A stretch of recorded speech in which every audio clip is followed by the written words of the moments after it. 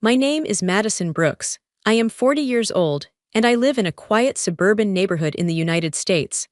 I held the small, black velvet box tight in my hand. My palm was sweating. Inside that box were the keys to a brand new Ford truck. It cost me $40,000. I had saved for 2 years to buy it. I looked across the dinner table at my nephew, Dylan. It was his 20th birthday. He was laughing with his friends, ignoring me like he usually did. I took a deep breath. I thought this gift would finally fix things. I thought it would make him see me. I stood up and handed him the box. The room went quiet. He opened it and saw the silver keys glinting under the lights. His eyes went wide for a second, but he didn't say thank you. He didn't come to hug me. Instead, he slowly raised his beer bottle high in the air. He looked right at me with a cold, cruel smirk, then he announced it to the whole table. "My idiot aunt thinks she can buy respect." My sister laughed. My brother-in-law laughed. The whole room erupted in laughter. They weren't laughing with me. They were laughing at me. In that moment, the love I had held for them didn't break. It just turned off. But before I tell you how everything flipped, like and subscribe, drop a comment. Where are you watching from? My name is Madison Brooks. I am 40 years old. I have a good job. I have a clean house. I pay my bills on time. I have always done what I was supposed to do, but sitting in that restaurant, I felt very small. We were at a steakhouse downtown. It was expensive. The lights were dim. The tablecloths were white and crisp. The smell of grilled meat and expensive wine filled the air. It was Dylan's 20th birthday. I was paying for the dinner. That was my role. I was the provider. I was the aunt who showed up with the checkbook. My sister, Marlene, sat across from me. She looked tired. She always looked tired. She was drinking a glass of Chardonnay. Next to her was her husband, Greg. Greg was looking at his phone. He barely looked at me when I walked in. That was normal. And then there was Dylan. He sat at the head of the table. He looked handsome. He had Marlene's eyes and Greg's jawline. He was wearing a shirt I had bought him for Christmas. He looked like a man, but he didn't act like one. He was laughing loudly at a joke his friend made. He didn't look at me. I touched the velvet box in my pocket again. It was square and hard. It felt heavy. Inside were the keys to a Ford F-150. It was black. It had leather seats. It had a powerful engine. It was parked outside, around the corner. I had told the valet to keep it ready. I had spent 2 years saving for this truck. I didn't go on vacation. I didn't buy new clothes. I drove my old sedan that rattled when I went over 60 miles an hour. I did all of this for Dylan. Why? Because I wanted him to respect me. It sounds sad when I say it out loud, but it is the truth. I wanted to buy my way into his heart. I thought if I gave him something big, something huge, he would finally stop seeing me as a joke. He would see me as his aunt who loved him. The waiter cleared the plates. The conversation was loud. Dylan was telling a story about his college classes. He was failing 2 of them. He laughed about it. "The professor is a total loser," Dylan said. "He actually expects me to read the book." Greg laughed. "Good luck with that, son." Marlene smiled. She didn't correct him. She never corrected him. I cleared my throat. My heart was beating fast. It was thumping against my ribs. "Dylan," I said. He didn't hear me. He was busy pouring more beer into his glass. "Dylan," I said a little louder. He turned his head slowly. He looked annoyed. "What, Aunt Maddie?" He hated calling me Madison. He called me Maddie because he knew I didn't like it. It made me sound like a child. "I have something for you," I said. I tried to keep my voice steady. I tried to sound confident. "Happy birthday." I pulled the black velvet box out of my pocket. I placed it on the white tablecloth. It looked very dark against the white fabric. The table went quiet. Dylan's friend stopped talking. Marlene put down her wine glass. Greg finally looked up from his phone. Dylan reached out.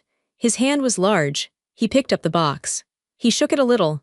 "What is it?" he asked. "Jewelry. Did you get me a necklace, Maddie?" His friend snickered. "Just open it," I said. He popped the lid open. The light from the chandelier hit the silver keys. They shined. There was a Ford logo on the keychain. Dylan froze. He stared at the keys. For 1 second, just 1 second, I saw shock on his face. I saw the little boy he used to be. The little boy I used to babysit. The boy I used to read stories to. "Is this real?" he asked. "It's parked outside," I said. I smiled. I felt a rush of hope. "It's a brand new F-150. It's all yours." "I paid for the insurance for the first year too," Marlene gasped. "Madison, you didn't." "I did," I said. "I wanted to help him get a fresh start, for his jobs, for school." I waited. I waited for the smile. I waited for him to jump up. I waited for the hug. I imagined him coming around the table and squeezing me tight. I imagined him saying, "Thank you, Aunt Madison. You are the best." But he didn't move. The shock on his face faded. It was replaced by something else, a smirk, a cold, ugly smirk. He closed the box. He tossed it onto the table. It made a dull thud. He picked up his beer bottle. He raised it high in the air like he was making a toast. He looked right into my eyes. His eyes were empty of love. They were full of mockery. "To my Aunt Madison," he announced. His voice was loud. Everyone in the restaurant could hear him. "My idiot aunt thinks she can buy respect." The silence that followed lasted only a second. Then the laughter started. It started with Dylan, a loud, barking laugh. Then his friends joined in. They slapped the table. Then Greg chuckled.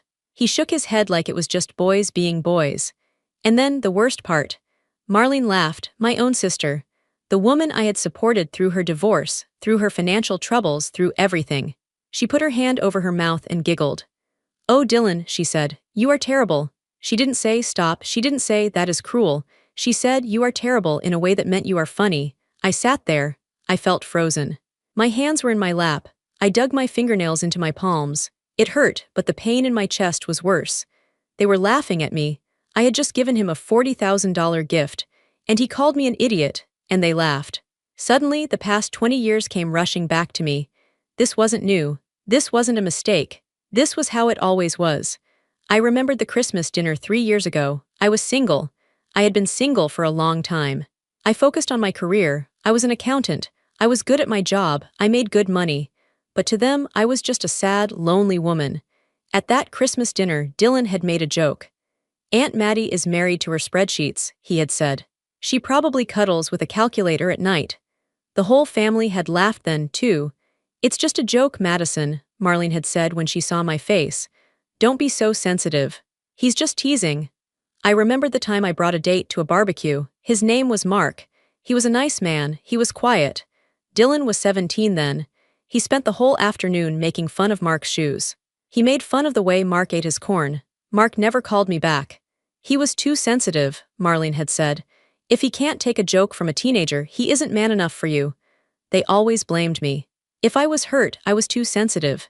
If I got angry, I was crazy. If I cried, I was dramatic.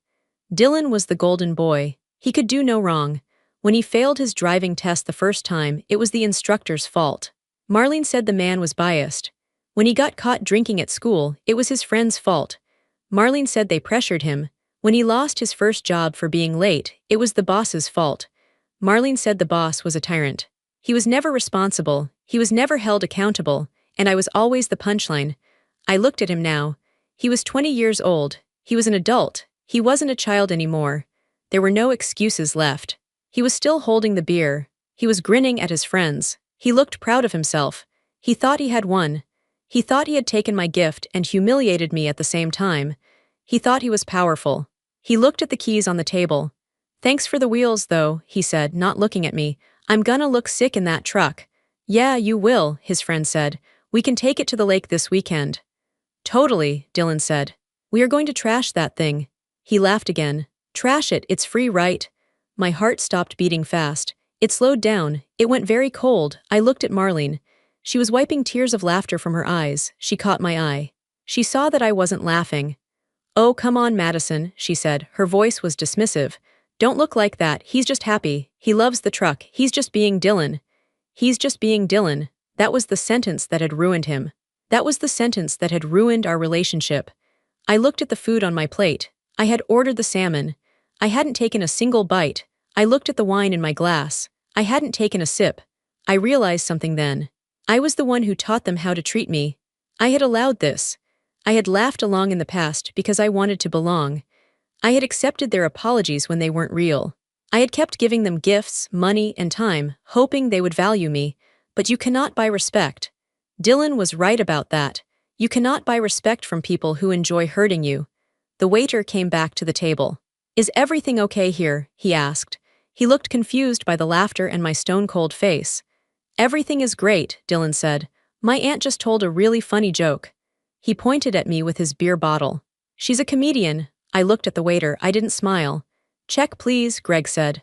"Oh no," Marlene said. Madison is getting this, right, Madison, it's her treat. She smiled at me. It was a greedy smile. She expected me to pay for the $300 dinner where they mocked me. She expected me to pay for the privilege of being insulted. I looked at the check folder the waiter placed on the table. It sat next to the velvet box. I looked at my hands. They were steady now. The shaking had stopped. I thought about the truck parked outside. It smelled like new car. It had 0 miles on it. I had imagined Dylan driving it to job interviews. I had imagined him picking up a date. I had imagined him helping Marlene with groceries. I had built a fantasy in my head. A fantasy where my family was kind. A fantasy where my generosity was appreciated. But reality was sitting right in front of me. Reality was a 20-year-old boy with a smirk drinking beer and calling me an idiot. I took a deep breath. The air in the restaurant felt thin. I stood up. My chair scraped against the floor. It was a loud sound. Marlene looked up. "Where are you going?" "The bathroom." I didn't answer. I reached for my purse. I put the strap over my shoulder. "Madison?" Marlene asked. Her voice changed. It wasn't laughing anymore. It was confused. I looked at Dylan. He was still smiling, but the smile was faltering a little. He looked at me standing there. "What's up, Maddie?" he asked. "You leaving?" I didn't say a word. I didn't scream. I didn't cry. I didn't flip the table. I simply turned my back on them. "Madison," Marlene called out. "Wait, the bill." I kept walking. I walked past the other tables. I walked past the happy families celebrating birthdays. I walked past the couples holding hands. I heard Marlene's voice rising. "Madison, you can't just leave. We ordered dessert." I reached the heavy wooden doors of the restaurant. I pushed them open. The night air hit my face. It was cool. It was crisp. It felt like freedom. I walked to the valet stand. The young man smiled at me. "Leaving already, ma'am?" he asked. "Yes," I said. My voice was calm. It surprised me how calm it was. "Do you want me to get the truck?" he asked. "The new one?" I looked down the street. I saw the black F-150 parked under a street lamp. It looked beautiful. It looked powerful. "No," I said. "I have the keys." I didn't have the keys. The keys were on the table. But I had the spare key in my purse. I always kept a spare, just in case. "Actually," I said to the valet, "I'm going to walk for a minute. My sister will handle the bill inside." I lied. I knew Marlene didn't have the money. Greg's credit card was maxed out. I knew this because I did their taxes. They would be stuck with the bill. They would have to scramble. They would be embarrassed. For the first time in my life, I didn't care. I walked away from the restaurant. I walked into the darkness of the parking lot. I could still hear the faint sound of laughter coming from inside, but I knew it would stop soon. It would stop as soon as the waiter brought the credit card machine. I walked to my old sedan. I got in. I sat in the driver's seat. It was cold. The seats were worn. I put my hands on the steering wheel. I looked at the restaurant entrance. I waited. 5 minutes passed. Then 10. Then I saw the doors fly open. Marlene came out. She was holding her phone to her ear. She looked frantic. She was looking around the parking lot. Greg followed her. He looked angry. He was waving his arms. Dylan came out last. He was holding the velvet box. He looked confused. I watched them. I was hidden in the shadows. They couldn't see me. They were looking for me. They wanted me to fix it. They wanted me to pay. They wanted me to apologize for ruining the night. I started my car. The engine rumbled. I didn't turn on my headlights. I backed out of the spot slowly. I drove out of the lot by the back exit. I left them there.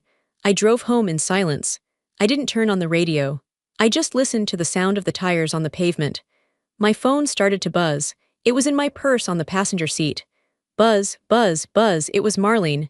Then Greg. Then Dylan. I didn't look at it. I got to my house. It was a small house, but it was mine. I had paid for it myself. It was quiet. I walked into my kitchen. I poured myself a glass of water. I stood by the window and looked out at my backyard. The phone was still buzzing in my purse. I felt something strange. I checked myself. Was I sad? No. Was I crying? No. I touched my face. My cheeks were dry. Usually, after a family dinner, I would be crying. I would be wondering what I did wrong. I would be planning how to apologize. But tonight, I felt nothing. It was a cold, hard feeling. It was like a switch had been flipped. I had spent 40 years trying to be good. I had spent 40 years trying to be loved. And tonight, I realized it was a waste of time. They didn't love me. They loved what I gave them. They loved that I was a punching bag. They loved that I was an ATM. I took a sip of water. It was cool and refreshing. I looked at the clock on the stove. It was 10 p.m. They would be home soon. Dylan would be driving the truck. He would be showing it off to his neighbors. He would be laughing about how his idiot aunt stormed out but left the truck behind. He thought he had won. He thought the truck was his. He was wrong. I set the glass down on the counter. I went to my bedroom. I took off my nice dress. I put on a pair of black jeans and a black hoodie. I put on my sneakers. I sat on the edge of my bed. I waited. I needed to wait until they were asleep. I needed to wait until the alcohol settled in their systems. I checked my phone. 17 missed calls. 3 text messages. Marlene, where are you? You stuck us with the bill. Marlene, call me now, this is so selfish. Greg, Dylan is upset. You ruined his birthday. I stared at the messages. I ruined his birthday. I laughed. It was a short, dry sound. I looked at the time. 11:30 p.m. Not yet. I lay down on the bed and stared at the ceiling. I replayed the dinner in my mind. My idiot aunt thinks she can buy respect. The words echoed in my head. No, Dylan, I thought, you can't buy respect. But you can definitely lose it. And he had lost it. He had lost me. At 2:45 a.m. I sat up. The house was silent. The neighborhood was silent. I grabbed my keys, not my car keys. The spare key to the F-150. I walked out to my car. I drove quietly through the empty streets. Marlene and Greg lived 5 miles away. It was a nice neighborhood. I had helped them with the down payment on their house 10 years ago. They had never paid me back. I turned onto their street. It was dark. Most of the houses had their porch lights off. I saw it immediately. The black Ford F-150 was parked in their driveway. It was parked crookedly. Dylan had done a bad job parking it. One wheel was on the grass. I parked my car 2 houses down. I turned off the engine. I pulled my hood up over my head. I walked down the sidewalk. My footsteps were silent. I reached their driveway. The house was dark. They were asleep. I walked up to the truck. I touched the cold metal. It was a beautiful machine. It didn't deserve to be driven by a boy who mocked the person who bought it. I pressed the unlock button on the remote. The lights flashed. The locks clicked open. I froze. I waited to see if a light would turn on in the house. Nothing. I opened the driver's door. I climbed in. It still smelled like the dealership. I put the key in the ignition. I turned it. The engine roared to life. It was loud. I held my breath. I put it in reverse. I backed out of the driveway. I didn't turn on the headlights yet. I swung the truck onto the street. I shifted into drive. I pressed the gas. I drove away. I didn't look back at the house. I just drove. I drove the 5 miles back to my house. I pulled the truck into my garage. It was a tight fit, but I made it. I turned off the engine. The garage was suddenly very quiet. I got out. I closed the garage door. The heavy metal door slid down, shutting out the world. I was alone in the garage with the truck. I went to my tool bench. I grabbed a wrench. I popped the hood of the truck. I disconnected the battery. Then I grabbed a large canvas tarp I used for painting. I threw it over the truck. I covered it completely. It looked like a large, shapeless lump in my garage. I dusted off my hands. I went back inside my house. I locked the door. I went into the kitchen and made myself a cup of tea. I sat at the table and drank it. It was 3:30 a.m. I felt a sense of peace I hadn't felt in years. I knew what was coming. I knew the storm that would hit in the morning. They would wake up. Dylan would look out the window. The truck would be gone. They would panic. They would call the police. They would think it was stolen. And then they would remember the spare key. They would remember me. My phone was on the table. It was silent for now. But I knew the explosion was coming. I finished my tea. I rinsed the cup. I went to bed. I slept better than I had in 20 years. I woke up at 7 a.m.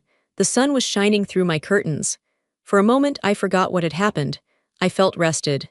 Then I looked at my phone. The screen was full of notifications. It was a solid wall of text. 65 missed calls. 42 text messages, 12 voicemails. They were all from Marlene, Greg, and Dylan. I scrolled through them. The tone changed from confusion to anger to pure rage. Marlene, 11:45 p.m. Madison, pick up. This isn't funny. Greg, 12:30 a.m. The truck is gone. Did you take it? That is theft. Dylan, 1:15 a.m. You are a psycho. Bring my truck back right now or I'm calling the cops. Marlene, 2 a.m. We know you took it. The valet said you had a key. How dare you? He is devastated. I put the phone down. I didn't reply. I didn't feel guilty. I went to the kitchen and started the coffee maker. I could hear the birds singing outside. It was a beautiful morning. I was pouring my first cup of coffee when the pounding started. Bam, bam, bam, it was my front door. The house shook with the force of it. Madison, open this door. It was Dylan. I didn't rush. I took a sip of coffee. I walked slowly to the living room. Through the window, I saw him. He was wearing the same clothes as last night. He looked disheveled. His face was red. He pounded again. I know you're in there. I see your car. I unlocked the deadbolt and opened the door. Dylan stood there. He was breathing hard. His hands were balled into fists. He looked at me with pure hatred. Where is it? He screamed. He didn't say hello. He just screamed. Good morning, Dylan, I said calmly. Don't give me that, he spat. Where is my truck? I know you took it. You stole my property. I leaned against the doorframe. It's not your property, Dylan. The title is in my name. I bought it. I paid for it. And last night you made it very clear what you think of me. He stepped closer. He was tall, over 6 feet. He used his height to intimidate people. He loomed over me. I was joking, he yelled. God, you are so sensitive. It was a joke. Everyone laughed. Why do you have to be such a drama queen? I don't find it funny, I said. And I don't give $40,000 gifts to people who call me an idiot. His face twisted. You are an idiot. You're a sad, lonely old woman who thinks she can buy people because she has no life. No one likes you, Madison. Mom tolerates you because you pay for things. Dad thinks you're weird, and I think you're pathetic. The words hit me like stones. They were the things I had always feared they thought. Now he was saying them out loud. Give me the keys, he demanded. He held out his hand. Now, no, I said. He grabbed my arm. His grip was tight. It hurt. I said give me the keys, he shouted. He shook me. I looked at his hand on my arm. Then I looked at his eyes. There was no love there. There was only entitlement. He thought he could hurt me and I would just take it. He thought I was weak. I wasn't weak anymore. I pulled my arm back. I didn't pull away in fear. I pulled back to wind up. I slapped him. It was a hard slap. My palm connected with his cheek with a loud crack. He stumbled back. He let go of my arm. He touched his face, looking at me in total shock. His mouth hung open. I had never hit him. I had never hit anyone. Get off my porch, I said. My voice was low, it was steady. And do not ever touch me again. You hit me, he stammered. He looked like a child suddenly. I am done, Dylan, I said. I am done paying. I am done listening. I am done being the punching bag. The truck is mine. You aren't getting it. Now leave, or I will call the police and tell them you assaulted me. He stared at me for a long moment. He was trying to find the old Madison, the one who would apologize, the one who would cry. He didn't find her. You're crazy, he muttered. He backed down the steps. You're actually crazy. Goodbye, Dylan, I said. I closed the door in his face. I locked the deadbolt. My hand was stinging. My heart was racing, but I didn't cry. I went back to the kitchen and finished my coffee. 2 hours later, the phone rang again. It was Marlene. I almost didn't answer. But then I thought, no, I will face this. I am not hiding. I picked up. Hello, Marlene. He crashed, Marlene said. Her voice wasn't angry. It was shaking. It was small. My stomach dropped. What, Dylan, she sobbed. He crashed my car. He's at the hospital.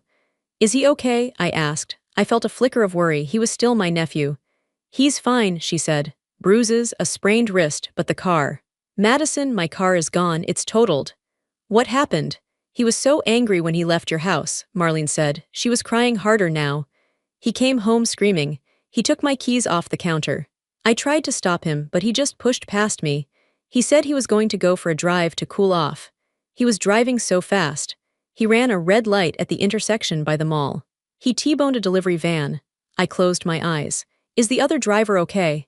Yes, thank God, she said. But the police are there. They gave Dylan a ticket, reckless driving, and my insurance might not cover it because he's not on the policy for my car. She took a ragged breath. Madison, I don't know what to do. I have no car. Greg is at work. Dylan is sitting in the emergency room screaming at the nurses. Can you come? Please, we need you. The old me would have grabbed my purse. The old me would have rushed to the hospital. The old me would have offered to pay for a rental car for Marlene. The old me would have paid Dylan's ticket. No, I said, silence on the other end. What? I'm not coming, Marlene, I said. But he's hurt. I'm stranded. You have a husband, I said. Call Greg, call a taxi, but do not call me to fix this. How can you be so cold? She whispered. He's your nephew. He is an adult who stole your car and crashed it because he was having a tantrum, I said. And last night you laughed when he spit in my face. You laughed, Marlene. I didn't mean it like that, she stammered. You did, I said. And now you are dealing with the consequences of raising a son who thinks the world owes him everything. I am not coming. I hung up the phone. I sat on my couch. The house was quiet. I felt a strange mixture of grief and relief. I was grieving the family I wished I had, but I was relieved to be free of the family I actually had. That evening, Marlene came to my door. She didn't have a car, so she must have taken an Uber. She looked 10 years older than she had the night before. Her eyes were swollen. Her shoulders were slumped. I let her in. We sat at the kitchen table. "He's home," she said quietly. "Greg picked us up. Dylan is in his room. He's blaming the other driver. He's blaming the wet road. He's blaming you." "Of course he is," I said. "He said if you hadn't stolen his truck, he wouldn't have been driving my car," Marlene said. She looked at me with sad eyes. "He really believes that." "Do you believe it?" I asked. Marlene looked down at her hands. She twisted her wedding ring. "I don't know, Marlene," I said sharply. "He ran a red light." "I know," she whispered. "He called me a pathetic loser last night," I said. "And you laughed." Marlene started to cry again. "I was just trying to keep the peace, Madison. You know how he is. If I don't laugh, he gets angry at me too. I'm scared of him sometimes. Not that he'll hit me, but his anger, it fills the whole house. It's easier to just go along with it. And that is why he is the way he is," I said, "because you go along with it." Marlene put her head in her hands. "I'm so tired, Madison. I'm so tired. The car is gone. We don't have money for a new one. Greg is furious. And Dylan, he just expects us to fix it. He asked me an hour ago when I was going to get a rental so he could go see his friends."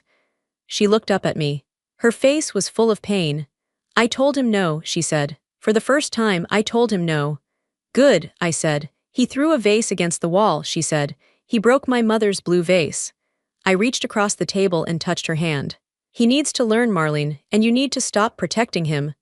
"I think he needs to leave," she said. Her voice trembled. "I don't think he can stay in the house right now.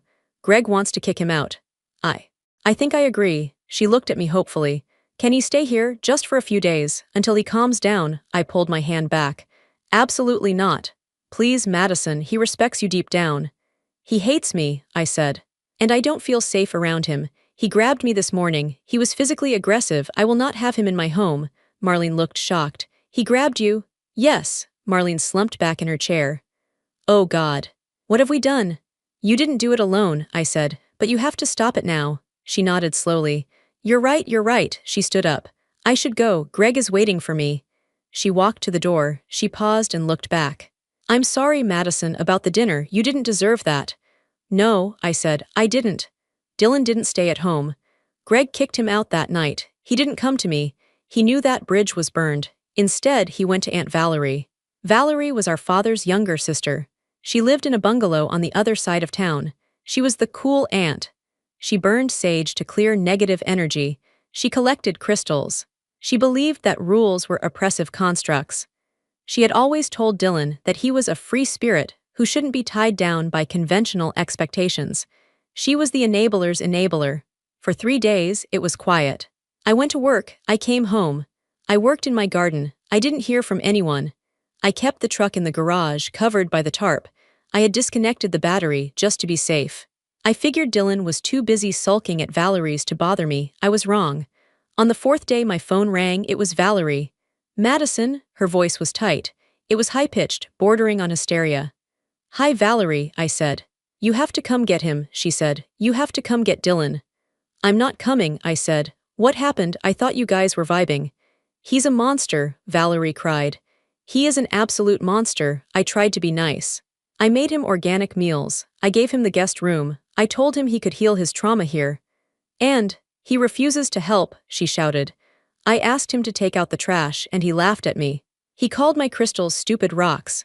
He eats all my food and leaves the wrappers on the floor. And last night, she paused, taking a ragged breath.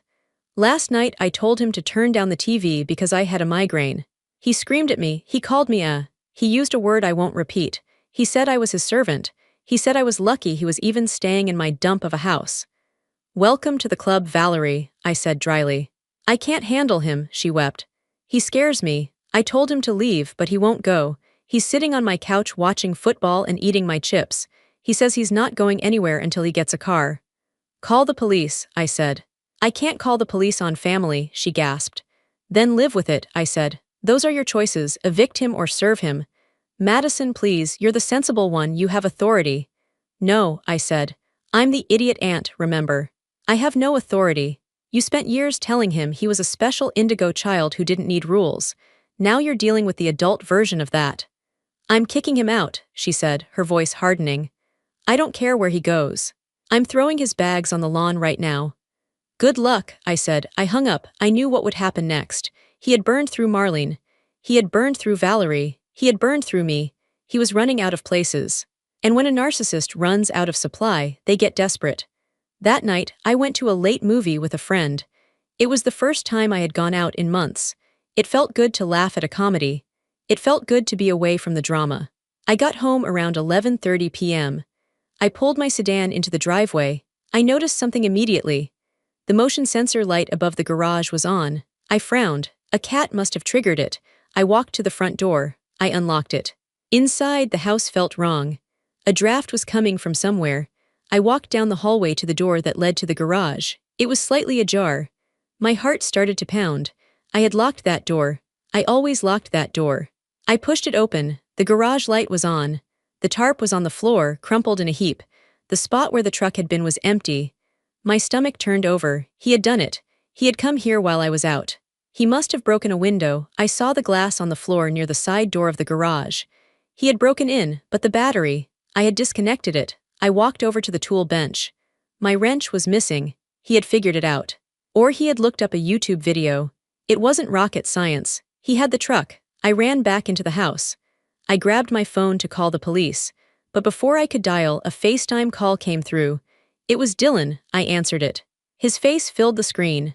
It was dark, but I could see the dashboard lights. The blue glow of the instrument panel illuminated his face. He was grinning. A wild, manic grin. Guess who got his wheels back? He shouted. The wind was rushing. The windows were down. Dylan, stop the truck, I said. You are stealing. I am calling the police. Call them, he laughed. I'll be gone before they find me. This baby is fast, Aunt Maddie. She is fast. He revved the engine. I heard the roar of the Vate. You thought you could hide it from me, he taunted. I found the spare key, you genius. You hid it in the kitchen drawer under the takeout menus. Who hides a key there? I felt a chill. He had ransacked my kitchen. He had violated my home. Dylan, listen to me, I said. You are upset. You are driving too fast. Pull over. I'm not upset, he screamed. I'm winning. I always win. You all think you can control me. Screw you, screw Mom, screw Valerie. I'm going to California. I'm taking this truck and I'm never coming back. He looked away from the camera. He was looking at the road. Look at this speed, he yelled. 80. 90. Dylan, slow down, I shouted. It's wet out. Shut up, he screamed at the phone. He looked back at the camera. His eyes were wide and crazy. You can't tell me what to. Suddenly, his eyes went wide. Not with anger, but with fear. The phone shook violently. OSH, I heard the screech of tires. It was a long, terrible sound. Then the world on the screen spun. I saw a flash of guardrail. I saw the night sky. I saw sparks. There was a deafening crunch of metal. The sound of glass shattering. Then silence. The image on the phone was black. Dylan, I whispered, no answer. Dylan, I screamed. Silence. Then a faint groaning sound. I hung up. I dialed 911. My hands were shaking so hard I dropped the phone twice. My nephew, I gasped to the operator. He crashed. He was on the highway. I think he's near the exit 4 ramp, please. I drove to the hospital. I didn't want to go, but I had to. I was the owner of the vehicle. I was the witness. When I arrived, Marlene and Greg were already there. They were sitting in the waiting room. Marlene was sobbing into a tissue. Greg was staring at the floor. They looked up when I walked in. Marlene didn't hug me. She just looked at me with dull, empty eyes. He's alive, Greg said. His voice was flat. Broken leg, broken ribs, concussion, but he's alive. The truck? I asked. Greg let out a short, humorless laugh. Destroyed, wrapped around a telephone pole. The police said he was doing nearly 100. I sat down in a plastic chair. I felt numb. A nurse came out a few minutes later. Family of Dylan Brooks. Yes, Marlene said, standing up. He's awake, the nurse said. He's on a lot of pain medication, but he's lucid. You can see him for a moment. We walked into the room. It smelled like antiseptic. The lights were harsh. Dylan was lying in the bed. His leg was in a cast. His face was swollen and purple. He had a bandage around his head. He opened his eyes. He saw Marlene. Then he saw me. The hate in his eyes hadn't gone away. It was just groggy now. Hi, baby, Marlene whispered. She reached for his hand. He pulled his hand away. He looked straight at me. She did this, he rasped. His voice was weak, but the venom was there. He pointed a shaking finger at me. She took everything from me, he told the nurse who was checking his IV. My aunt. She stole my truck. She made me crazy. It's her fault. The nurse looked at me awkwardly. He's confused, Marlene said quickly. I'm not confused, Dylan shouted. He tried to sit up but winced in pain. She ruined my life. Get her out of here. Get her out. The monitor started beeping faster. Ma'am, I think you should leave, the nurse said to me gently. He needs to stay calm. I looked at Dylan. He was 20 years old. He was broken in a hospital bed. He had destroyed 2 cars in 3 days. He had alienated everyone who loved him. And he was still pointing the finger at me. He couldn't see it. He truly couldn't see that he was the problem. I looked at Marlene. She wasn't defending him this time. She was just crying silently. I'm leaving, I said. I walked to the door. I paused and looked back at him. I didn't take anything from you, Dylan, I said calmly. You threw it all away. I walked out of the hospital room. I walked out of the hospital. I stepped into the cool night air. I didn't have a truck anymore. I didn't have a nephew anymore, not really. But for the first time in my life, I felt completely free. The weeks after the crash were a blur of paperwork and silence. My beautiful truck was gone. It was a total loss. The insurance company called me every day. The police called me. They asked if I wanted to press charges for theft. Technically, he had stolen it. He broke into my house. He took the key. He drove it without permission. I could have sent him to jail. I sat with the phone in my hand for a long time. I thought about him in that hospital bed. I thought about the hate in his eyes. No, I told the officer.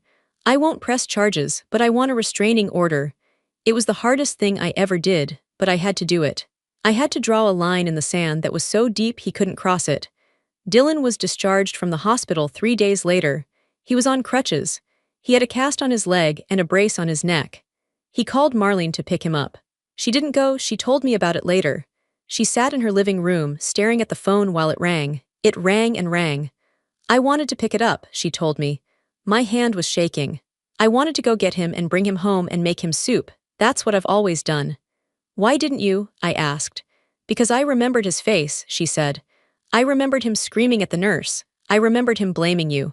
And I realized, if I bring him home now, he will never change. He will kill someone next time, or himself. So Dylan took a taxi from the hospital. He didn't have anywhere to go. He went to his best friend, Kyle's house. Kyle was the one who had laughed the loudest at the dinner. Kyle let him sleep on the couch for 2 days. Then, Dylan started bossing Kyle around. He demanded Kyle bring him food. He complained that Kyle's apartment was too small. He made fun of Kyle's girlfriend. Kyle kicked him out on the 3rd day. Dylan went to another friend. He lasted a week there. He got caught stealing money from the friend's wallet to buy cigarettes. He was kicked out again. Every bridge he had built, he burned. He burned them with his arrogance. He burned them with his selfishness. He moved from couch to couch, getting desperate. He called me once from a blocked number. Aunt Madison, he said. His voice was different. It wasn't smug, it was panicked. I have nowhere to sleep, it's raining, my leg hurts. I stood in my kitchen, the same kitchen he had ransacked. I can't help you, Dylan, I said. You're going to let me sleep on the street? He cried. I'm family. Family treats people with respect, I said. You made your choices, you need to figure this out. I hung up. Then I cried for an hour. It hurts to be tough. It hurts to say no to someone you love. But I knew that saying yes would be worse. Saying yes would be participating in his destruction. A month passed. The silence in the family was heavy. Marlene stopped running. She stopped fixing. For the first time in 20 years, she just sat still. She came over to my house one rainy Tuesday. We sat on my back porch, watching the rain hit the grass. I haven't heard from him in 4 days, she said softly. He's figuring it out, I said. Or he's dead in a ditch, she said. Her voice broke. He's a survivor, Marlene, I said. He's smart when he wants to be. He just never had to use his brain because we did all the thinking for him. Marlene took a sip of her tea. She looked older. The lines on her face were deeper, but there was a clarity in her eyes I hadn't seen before. I messed this up, didn't I? She asked. It was a whisper, but it was the loudest thing she had ever said. I looked at her. I didn't want to hurt her, but I couldn't lie, not anymore. We all played a part, I said. But yes, you taught him that he was the center of the universe. You taught him that rules didn't apply to him. She nodded. Tears rolled down her cheeks. I thought I was loving him, she said. I thought being a good mother meant protecting him from pain. I didn't want him to struggle like we did growing up. Struggle is how we learn, I said. You took away his lessons. Every time he fell, you caught him, so he never learned how to stand up. I see that now, she said. I see it every time I look at the empty driveway where my car used to be. I see it every time I look at Greg, who won't even say Dylan's name anymore. She reached out and took my hand. I'm sorry, Madison, she said. I'm sorry I let him treat you like that. I'm sorry I laughed, I was weak. I was afraid of his temper, so I sacrificed you to keep him happy. I know, I said. I promise you, she said, squeezing my hand. It stops. If he comes back, it will be different. I won't be that mother anymore. I believe you, I said, and for the first time I actually did. 6 months went by, I healed, I really healed, I focused on my work. I started painting again, something I hadn't done since college. I bought a used car, a sensible SUV. It wasn't as fancy as the truck, but it was mine, and no one mocked it. We heard rumors about Dylan. He was working at a warehouse on the edge of town. It was hard, physical labor. He was living in a small studio apartment above a garage. He wasn't on social media. He wasn't partying. We didn't reach out. We waited. Then, on a Sunday afternoon in October, he showed up. I was raking leaves in my front yard. Marlene was there, helping me. We were bagging the leaves and talking about recipes for Thanksgiving. A car pulled up. It was an old, beat-up Honda. It had rust on the bumper and a dent in the door. The driver's door opened. Dylan stepped out. I stopped raking. Marlene dropped the bag she was holding. He looked different. He had lost weight. The beer bloat in his face was gone. His jaw was sharp. His hair was cut short, almost military style. He was wearing work boots and a plain gray t-shirt. He still had a slight limp from the accident. He didn't swagger. He didn't smirk. He walked slowly up the driveway. He stopped 10 feet away from us. He didn't come too close. He respected the invisible line. Hi, Mom, he said. Hi, Aunt Madison. His voice was lower. It was quiet.